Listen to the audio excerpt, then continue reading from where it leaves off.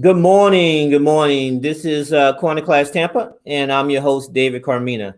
So, you've invested all of your life. You have saved and scraped up your money to that big retirement. You got your 401k, you have your investment, your stock market, your own personal retirement. But is that enough to fund your dreams? We have expert contributors ready to discuss, is your 401k and other investments enough to fund your dreams?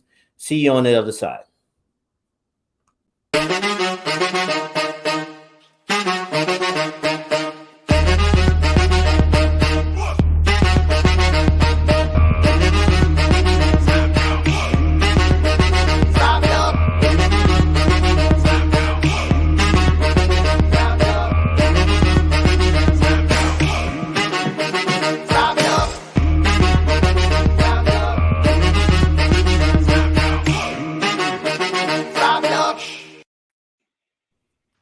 All right, and we're back. We're back.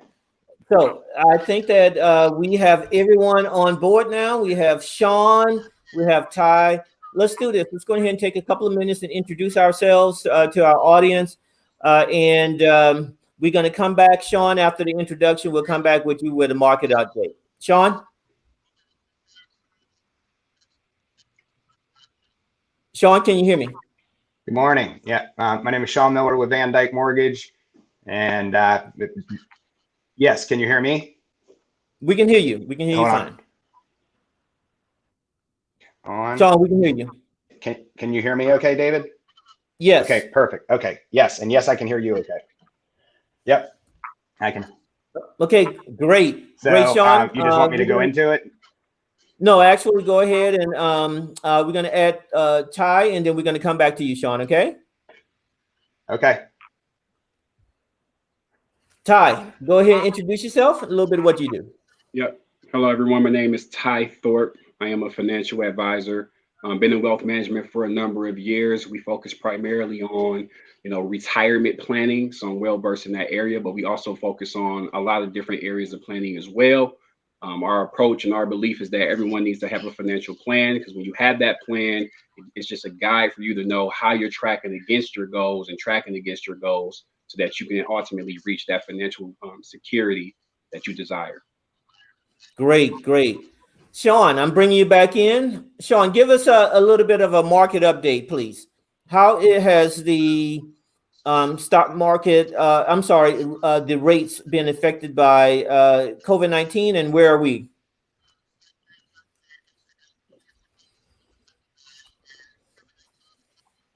Sean, are you there? Well, that is one of the, yes, I'm here. Can you hear me okay?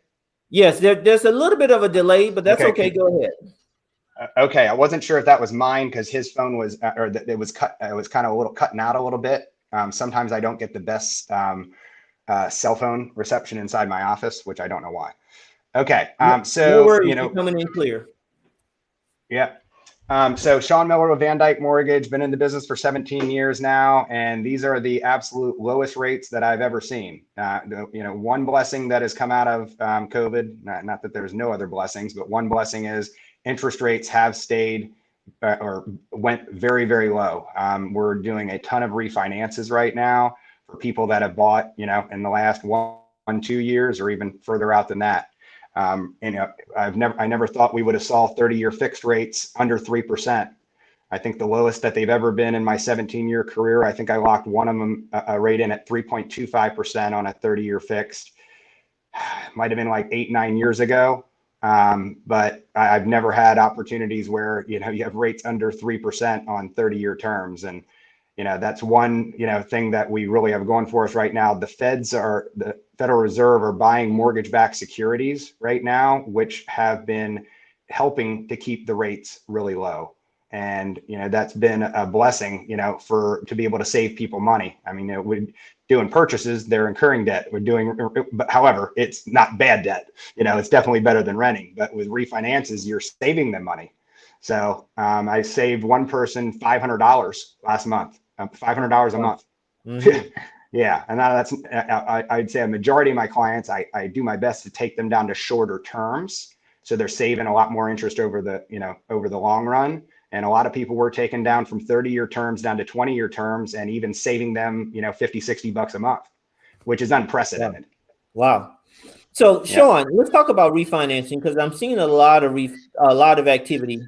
People are refinancing. What is the rule of thumb that someone should think about when considering refinancing their mortgage?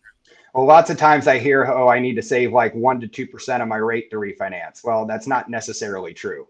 If you're refinancing from a 30-year fixed to a 30-year fixed, lowering the rate by, a full percent, that may be, reasonable. But depending on what the loan amount is, lowering the interest rate 0.75% may be worth it. We're doing a lot of debt consolidation for people that have equity, and we're able to pay off credit cards, car loans, and they're able to absorb it into their loan. And it saves, I'm saving one person $2,300 a month in payments, because we're paying off their car loan and like 50 grand of credit card debt, and it's literally changing their life. So, and if you're going down to a shorter term, well, then, you may not even need to save anything on an interest rate if you're going down from a 30-year down to a 15-year. Right. So term. So right. and what I'll do, 15 years.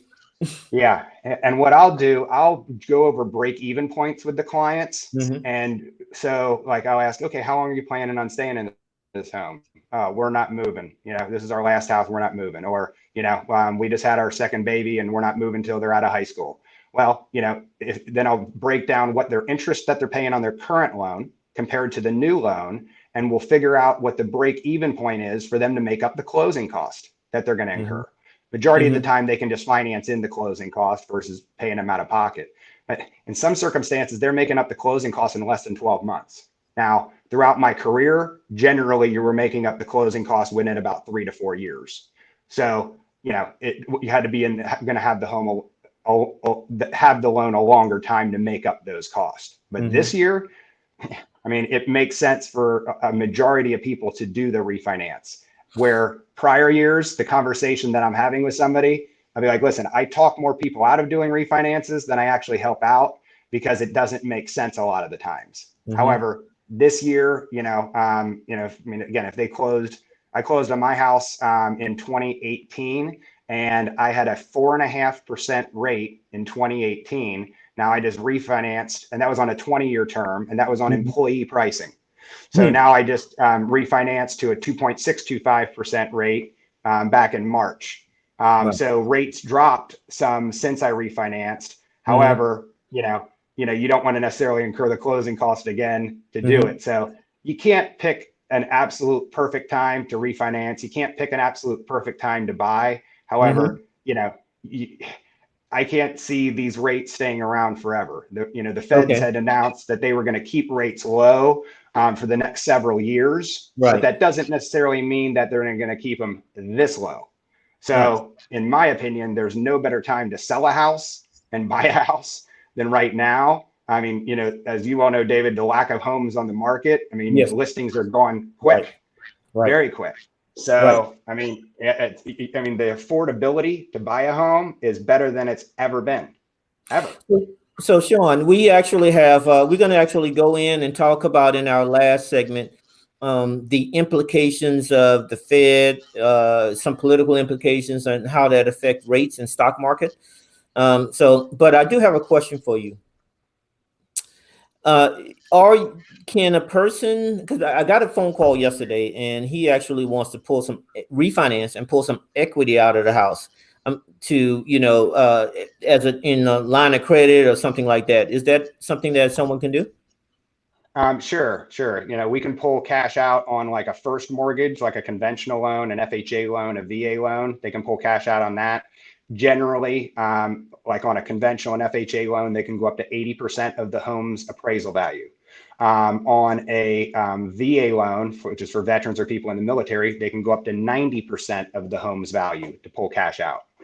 Then they also have options for a home equity line of credit, where they could use that to pull cash out. Now, on the conventional FHA VA loans, they're generally going to be on fixed rate mortgages. Okay. And on a home equity line of credit, that's going to typically be based off of the prime interest rate which currently is at 3.25%, and that goes up and down like as the Fed said it. And then there'll be a margin that's going to be added to that. So, you know, there's banks, credit unions out there that do the home equity line of credit. You know, some people like that option that they're interest only, and they like to have that option because the monthly payments less. However, lots of people don't like that option because you have a variable interest rate. So, and you don't know what it's going to be, you know, so, and with interest rates being so low on fixed rates, I mean, a lot of people take advantage of that. Okay, understood. So for just pulling cash out, they don't have to have a project or a reason identified at the time they're pulling it out. They can just pull it out, put it in a savings account or something like that. Correct. Yeah, I was talking with an old mortgage colleague. He was my business partner when I first got into business 17 years ago. I was actually talking to him this morning, and he said that he's not in the mortgage business anymore. His wife is, and he was talking with one of the owners of her company about why they do a lot of business with veterans, and why that they aren't talking with the veterans about pulling cash out of their house. You know, shoot, you can get a 30-year fixed rate on a VA loan, just depending on the situation, you know, between 2.25%, 2.75%, 2.875%. And like literally, I mean, if you were investing that money, I mean, with it, you know, most financial advisors, you know, you're going to be able to make more than 2 to 3% rate of return on that. So I haven't like went down that path, you know, with my clients to pull cash out necessarily to invest. We used to have that conversation back when I first got into business. However, now it legitimately, it could very well make sense for, you know, people that have a good financial advisor to help them out. Absolutely. So actually, speaking about financial advisors, I've added Ty. I don't know, Ty, if you want to give any input on that, feel free. You're not interrupting me. If you want to. Yeah, I've added Ty to the conversation. Your Ty, Yeah. give us a little bit more about what you do, and let's talk about retirement. Go ahead. Yeah, but Sean, yeah, that is a possible strategy if it makes sense within a person's plan. So, you know, my team and I, we're big on making sure we're crafting out a plan for our clients, and our clients are sticking to it. And we're talking about planning for retirement. You know, the most popular vehicle that people use is the 401k, and because that's the most accessible vehicle for the working class. Now, there's, you know, different ways to fund it. You know, you can fund a 401k on the traditional side, which is with pre-tax dollars. You can fund a 401k on the Roth side, and that's with after-tax dollars. And there's a lot of opinions and you know, discussions around which one is better and when does it make sense.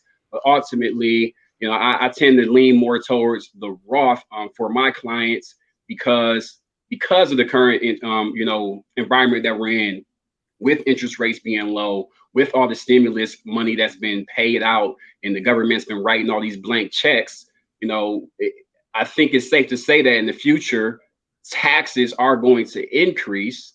And the way that we can shield ourselves from that potential increase is by funding a vehicle that allows us to grow our money tax deferred, but still be able to pull that money out tax free. So that's where the Roth comes into play. So the 401k is, you know, the primary vehicle for a lot of Americans to be able to start deferring and saving for their retirement. You know, there's always the question, is the 401k enough?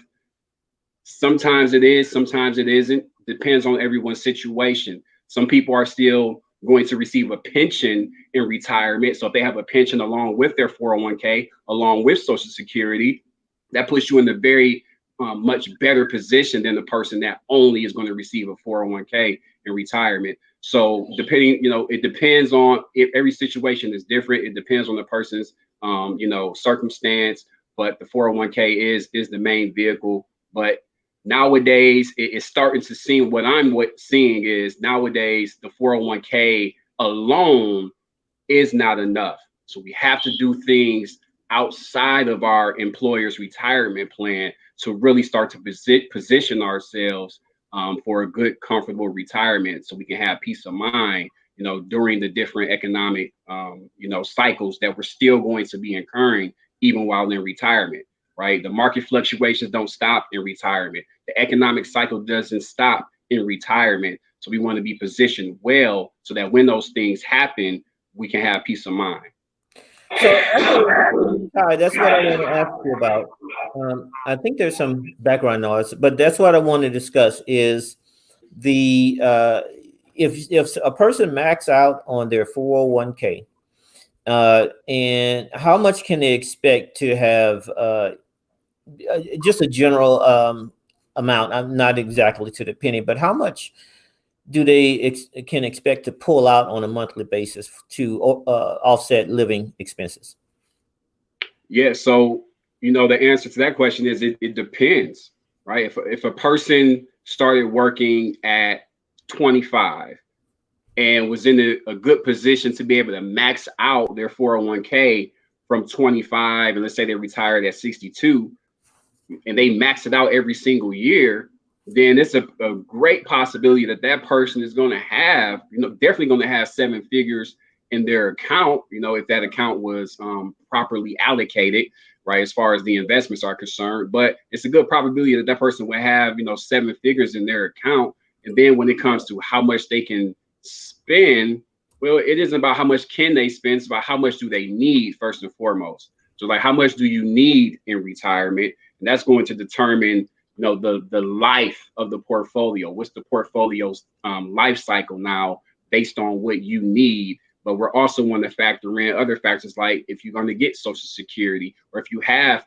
real estate that's kicking off passive income as well. When you have those other streams of income in retirement, that takes a little bit of pressure off of how much you have to extract from your portfolio during retirement. So it's hard to just say, throw a number out there like, yeah, when you retire, you're going to have X amount of dollars and you can pull out X amount of dollars. It's hard to say because everyone's situation is different.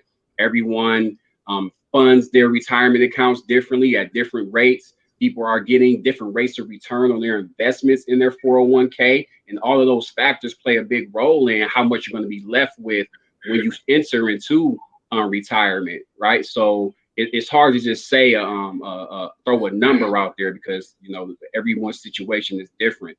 But if a person was blessed enough in the position to be able to max out their 401k year after year after year after year, and they had an aggressive tolerance as far as their risk with their account, then it's very likely that they're going to retire with seven figures. And that just puts them in a better position or a comfortable position to really plan for that second phase of life and that distribution phase of life in retirement.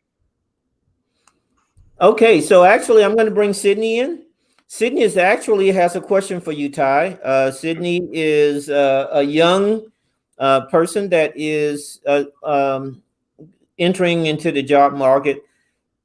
Sydney, you are, I think she's not, okay, so I'm going to bring her, in a little bit later on, Ty. Okay. Sydney has a question about retirement and funds associated with that. But let's swing over to political implications. That yesterday the president announced that he is not going to do continue negotiations with the Democrats about a stimulus package. Yeah. I want to discuss that, but I see Sydney is back, so let's go ahead and bring Sydney in, and I'm going to have her ask a question. Here we go. Sydney, can you hear us? Sydney, we can't hear you.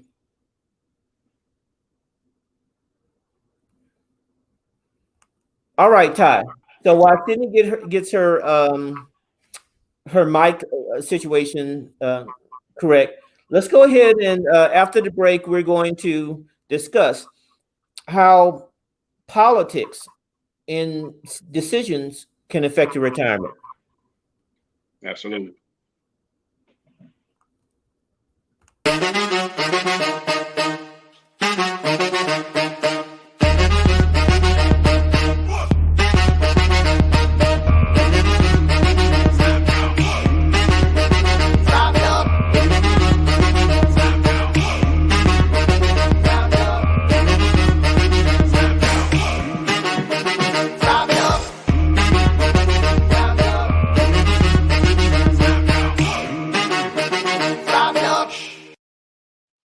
All right, and so we're back.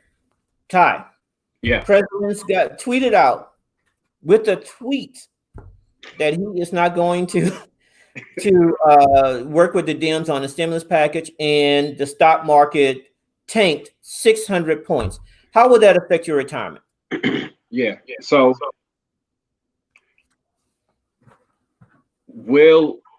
can it impact a person's retirement significantly? The short answer is no.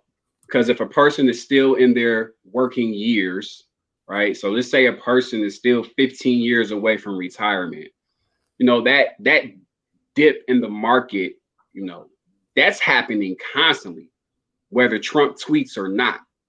Right? We had a dip in the market last Thursday or Friday. There was a small dip in the market too. So that's what the market does. It goes up, it goes down, it fluctuates constantly.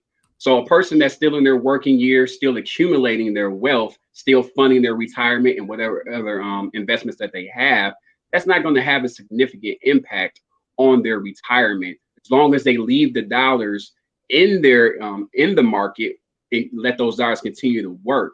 Now, where it can become an issue, and what I seen back in March when the whole pandemic first started, was a lot of people panicked and they started pulling their money out of the market.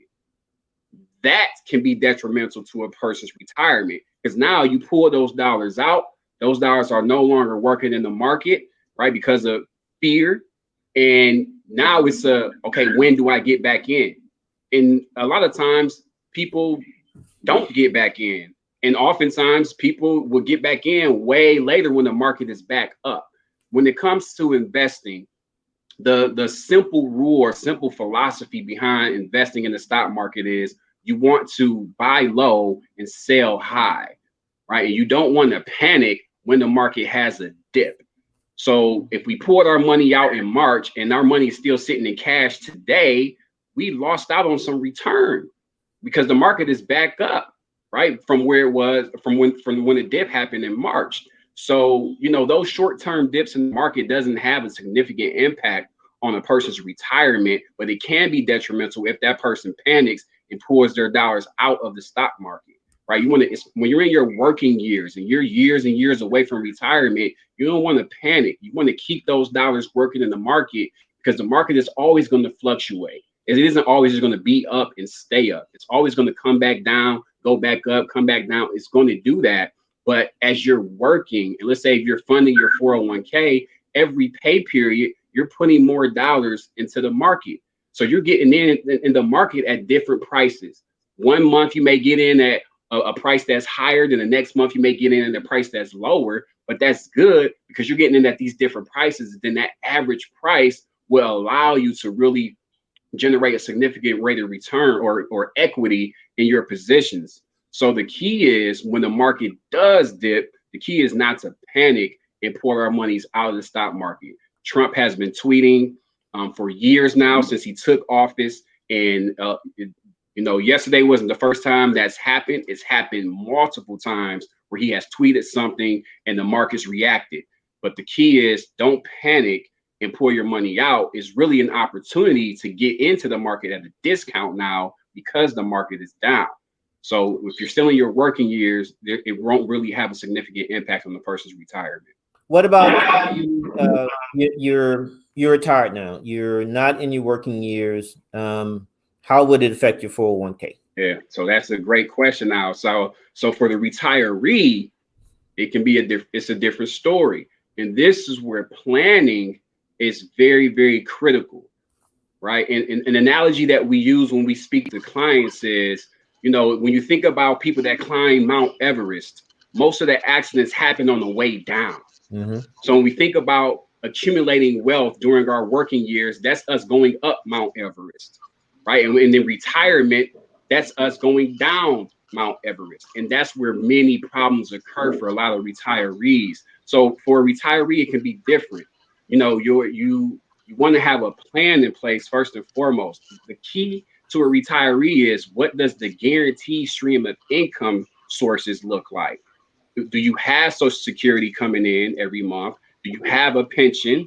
Do you have passive income from real estate? Or maybe you have a business. So the key is, what does those income streams, those guaranteed income streams look like, right? And then the second thing that's important is, what does the cash reserve look like? The cash reserve is a critical component when we're talking about being in retirement. And we like to see our clients have anywhere from 2 to 3 years worth of income need in cash, so that when the market does go down, so when you do experience a bear market, we don't have to panic, because we have this cash reserve that can hold us over from pulling from our portfolio while the market is down. We stop doing that while the market is down, and instead we flip over and live on that cash reserve until the market turns back around. That's the power of planning. When you have a plan, when the market reacts, goes down, or turns into a down market, you don't have to panic, because you have a plan, you have pieces in place for when those things happen. So that's what, we do for our clients, and that's why it's important to have a plan. Now, most people don't have a plan, David. Most people that don't have a plan, what happens to them is they panic, and the market is down, so their account balances are down. They still need to live on that money, so they're still taking withdrawals while the market is down. And what that does is shorten the life of the portfolio. Right. And that's a bad situation to be in. Right. That's where it gets uncomfortable. Right. So I understand. So I'm going to bring Sean in, because Sean, a person's 401k and investment, that affects their ability to qualify for a home, right? Well, we can use it for Take that into consideration? reserves. Yeah, we can use it for reserves, and what reserves are is just, it basically just strengthens the file. It's basically like, kind of like having extra money in the bank. However, we can only take a certain percentage of it for money in the bank. So they allow us to count like 60 to 70% of the balance for reserves, just to strengthen the file. Oh, okay. So let me give you a scenario, because I want to make sure. Guy come to you and says that, Sean, I'm going to buy this $500,000 house. Some of the money that I'm using for my, 3.5% down or 20% down is in the stock market. And now the stock market is fluctuating. Does that have any effect on the ability to qualify? Okay, so typically, so let's say somebody owns their house now, and when they're out looking to buy a house, you want to be able to buy without making a contingent upon the sale of their home, because that gives them a better chance to get their offers accepted versus having a contingency with the sale of the home. So I'll talk with the buyers to explore options. Hey, by the way, do you have a 401k? I won't talk with them about their stock, their stock accounts. I'll talk to them about their 401k. They have substantial balance in there. They can do a loan against the 401k. I did it when I had bought my house. You can take a loan against it. You don't have to pay any taxes. Don't have to pay any penalties. It was like a $45 transaction fee for me. You pay the interest back to yourself. You can set it up over 5 years, 10 years, 15 years, depending on the situation. For buying a house, maybe even 30 years. You pay the interest back to yourself. Then I sold my house, and then I could use the proceeds from the sale of my house to pay my 401k loan back. So I'll use that type of vehicle, to help somebody with being able to buy prior to actually selling. There are, people do take hardship withdrawals out of the 401k. I certainly don't recommend doing that. There are situations where, somebody may need to do that, but that would be the last resort, because in that situation, they're paying the taxes and the penalties to pull that out on a hardship withdrawal. Pulling out of the stock accounts, Ty can confirm this, but when you're pulling out of that, then you're going to be dealing with paying capital gains. So I wouldn't necessarily recommend somebody pulling out of the stocks, certainly without checking with your financial advisor and your accountant first. But that typically isn't a route that I'm going to tell them to go, just because of the tax implications. Well, we have a financial advisor on the line. Let's add him in. Ty. Yeah. So that's the scenario that Sean mentioned. Yeah. When it comes to that, if that was part of the plan from the get-go, right? They were going to fund an investment account and maybe take a conservative approach, because they don't want to be too risky with that money, because they need that money for a home. If that's the plan from the start, then we don't have a problem with taking a little risk, growing that money, and paying the gains tax, on the growth of those dollars in order for them to just be able to accomplish their goal. So if that's part of the plan, then we don't have an issue with that. And so it's really not a big deal. The biggest thing and the other thing with the brokerage account is you're only paying taxes on the interest. You're not paying taxes on your principal, right? So what you put in, you can extract back out, no penalties, no taxes or anything like that. But in the brokerage account, you just have to account for taxes on the interest. But again, that was the plan, to use that vehicle as a savings mechanism for a home down payment or purchasing an investment property. We don't see any issues with taking on that tax liability because it serves its purpose. All right. So I'm going to bring Sydney in. Let's see if she's ready. Sydney, are you there? Yes. Can you hear me? We can hear you now. So I'm going to let Can you you hear ask me? your question. Yes, we can hear you. I'm going to ask you a question, let you ask your question to Ty. There is a little bit of a delay, so go ahead. Ty, Sydney has a question for you. Yep. How you doing, Sydney? Okay. So I was wondering, I heard you mention earlier that at the age if you started at the age of 25, that you could start your 401k, but I was a little confused for people, who started at the age of 18 and just all young adults. What steps can we take to create a successful retirement plan? Like, do we already have a 401k? Does it come out of our taxes or something like that? You're saying as an 18-year-old? Well, how young can you start, actually? So it's so okay. So as far as a parent can start getting money in the market on behalf of their child soon the child is born, right? So a parent can do that on behalf of the child. As far as the child, so as far as you being able to start as early as you would like to start, you can start as soon as you have earned income. So for example, let's say a child is a 4-year-old model, right? That child is a child model and they receive income. That's earned income. So that 4-year-old has earned income. That 4-year-old's parents can now open up an IRA for that child, and that child can fund its, that IRA with his or hers earned income. Because the rule with an IRA is that you have to have earned income in order to fund it. What's an So IRA? An IRA it's an individual retirement account. So that's an account that you can open up and start deferring money into for the purpose of retirement. And you can do that outside of your employer's retirement plan. So as far as how soon can a person start, I mean, you can get started if your parent has the information and knows that they can get dollars into the market, as soon as their child is born. You can give dollars in the market as soon as you're born. Now, for a person that's 18 and they're working a job, most employers, I believe, don't allow an 18-year-old to contribute to the 401k.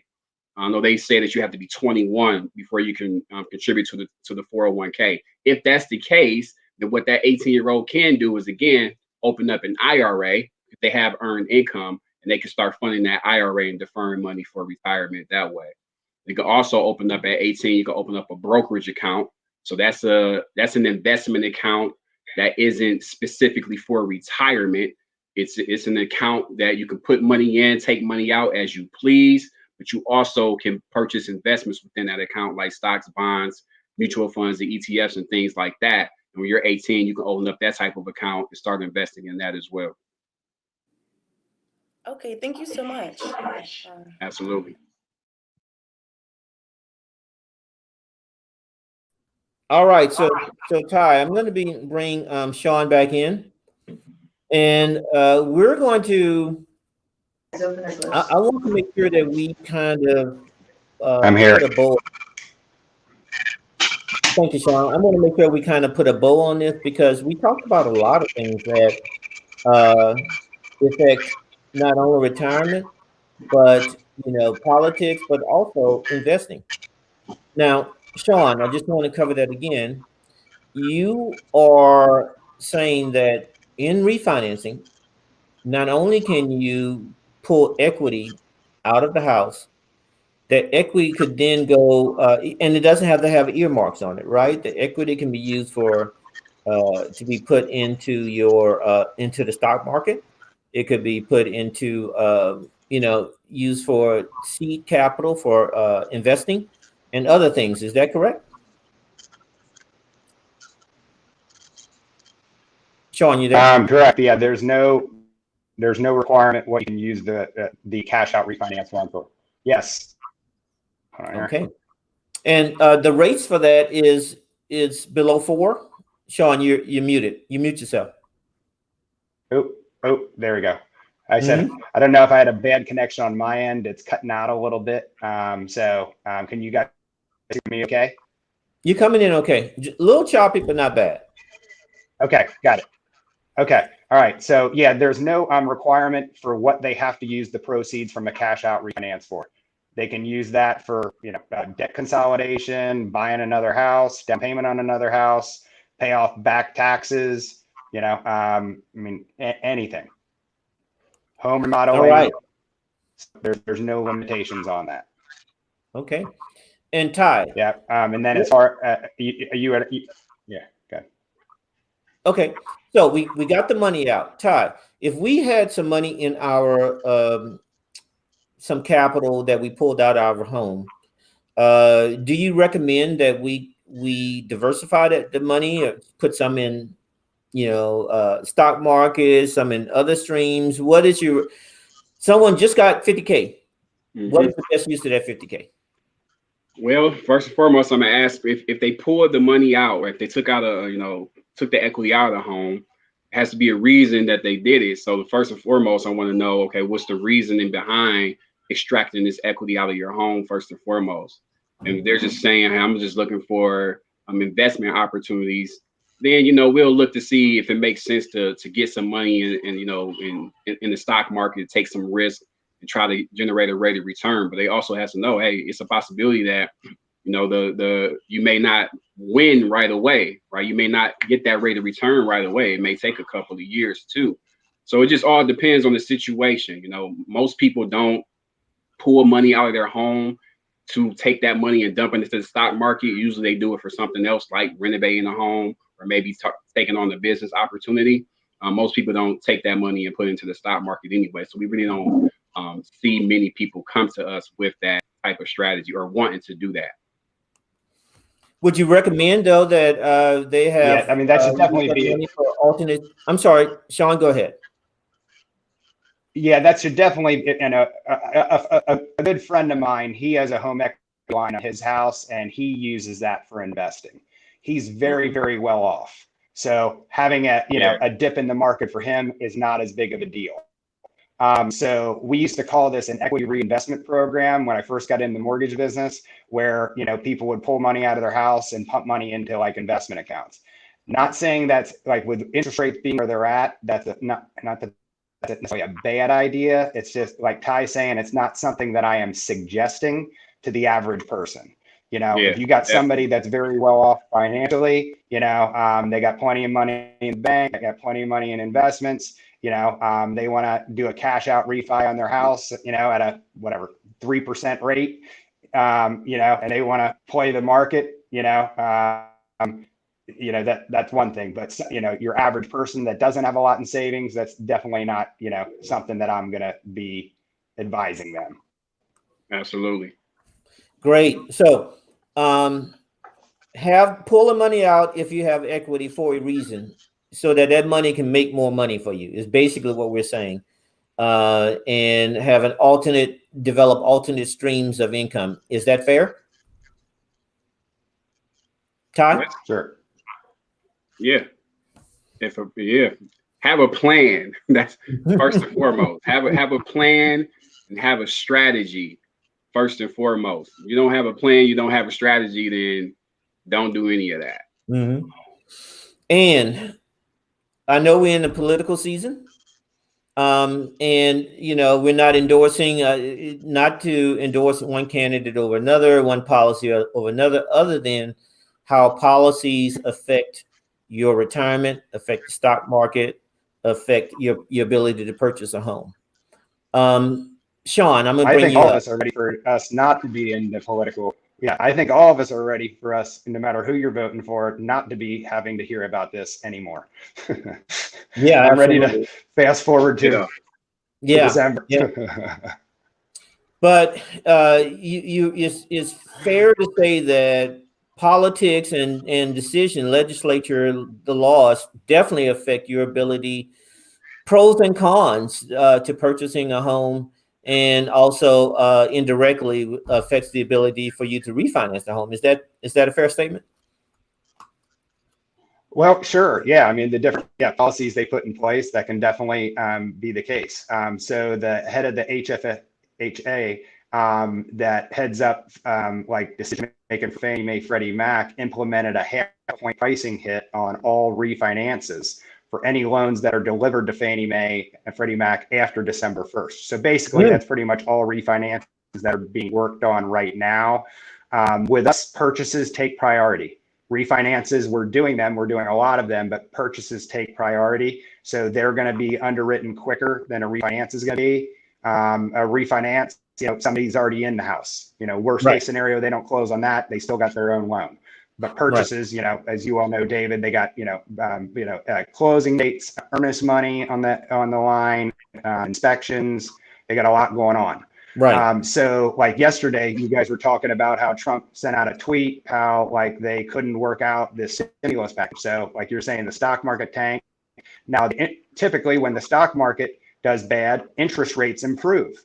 So yesterday afternoon, interest rates improved, and when the stock market went down. Now this morning, the stock market's back up, and interest rates worsened a little bit this morning. And I'm not saying they went down an eighth or a quarter, but I have my ticker that's in front of me. So yeah, so all that does come into play. Depending on which president gets elected, the markets could react negatively, to depending on how their policies are, or they could react positively. So the biggest thing is you can't time things out perfectly. So like Ty's saying, being in it, for the long haul, is definitely the safest route to go. Doing the knee-jerk reactions isn't, smart. You can definitely get, negatively affected. I know back right before COVID was officially in the news back, I think it started in March, a friend of mine in January, he was an epidemiology double major. He was studying the COVID-19 and what was going on in the other countries. And every single thing he told me back in January was going to happen has happened. So when he told me all this, I had said to my wife, I was like, you know what? I see this coming down the pike. The stock market's I feel like the stock market's going to tank. So I pulled my money out. This was, I think in the first week of February, second week of February, it was right before it started tanking. And then I put it back in about 7-8 weeks later. So now, but what Ty was saying, I put it back in and I missed the largest day of increases that the stock market has ever had. So it went up like 10% or something like that in one day. So it's impossible to time it out perfectly. Impossible. But it did work out well for me. Like my accounts are up like 30% for the year. So, but I don't know if you call it luck. I really don't believe in luck. I mean, but I thank the Lord that, I did it the way I did it, but yeah. So Ty, wrap us up. Don't do it like that. All right. So Ty, go ahead. We got 1 minute. Just wrap us up. The show was retirement using your 401k investments. Final thoughts. Yeah, I mean, having a plan is essential for the accumulation phase during your working years, but especially during your retirement years in that distribution phase. Politics does play a role. in our lives. Unfortunately, there's nothing we can do about that. It is going to impact the market. It's going to impact, your life. For example, they passed the Secure Act in January 2020, and how that's going to impact people moving forward is now when the child inherits, their parents, 401k or IRA account, you have to spend that money in 10 years, where before you didn't have to spend that money right away. You could just let that money keep growing in that inherited account until you reach retirement. And that's going to play a significant role in people's lives, because it's going to put people in higher tax brackets that they aren't necessarily prepared for. So, politics plays a role in our lives, and we want to be cognizant of that. And that's why it's great to have a professional, on your team that you can consult with and have conversations with, so you know how these policies and these changes are going to affect your financial future. All right, and Kai, you have the last word. Again, thank you. Thank you for all the contributors coming in, sharing your time and your knowledge.